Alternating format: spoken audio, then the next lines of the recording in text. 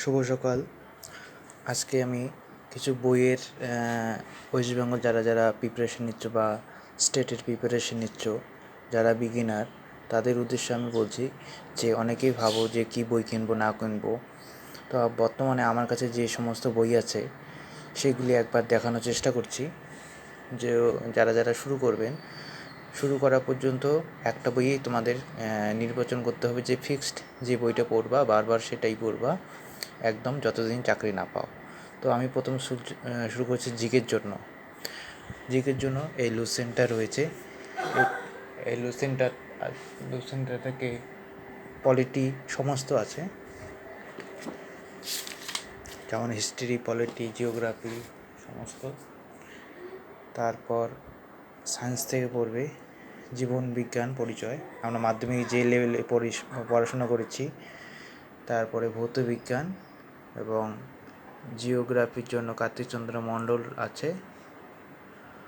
আর ভূগোলের একটা ভূগোল রয়েছে, এই ভূগোলটা মাধ্যমিক ভূগোল। এই মাধ্যমিক ভূগোলটাও মানে এই দুটাই যদি বারবার পড়ো তাহলে ভূগোলে মোটামুটি একটা কোশ্চেনও বাইরে যাবে না। এবং বিজ্ঞানের মধ্যে আমরা মাধ্যমিকের যে সমস্ত বিজ্ঞান পড়েছি, নবম, এই দুটো আর দশম শ্রেণী একটা আছে, ওটা এই দুটো থাকলে আর বিজ্ঞানে কোনো চিন্তা হবে না।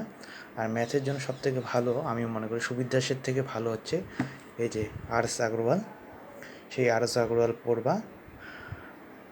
এরপরে যে প্র্যাকটিস সেট একটা নিতে হবে, আমি যেটা নিয়েছি প্র্যাকটিস সেট রেলওয়ে, এটা মোটামুটি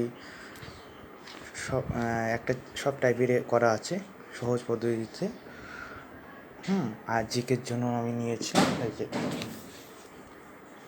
রেলওয়ে খান স্যারের, আর স্ক্যানার আছে এই যে বইটা, এটা নিয়েছি।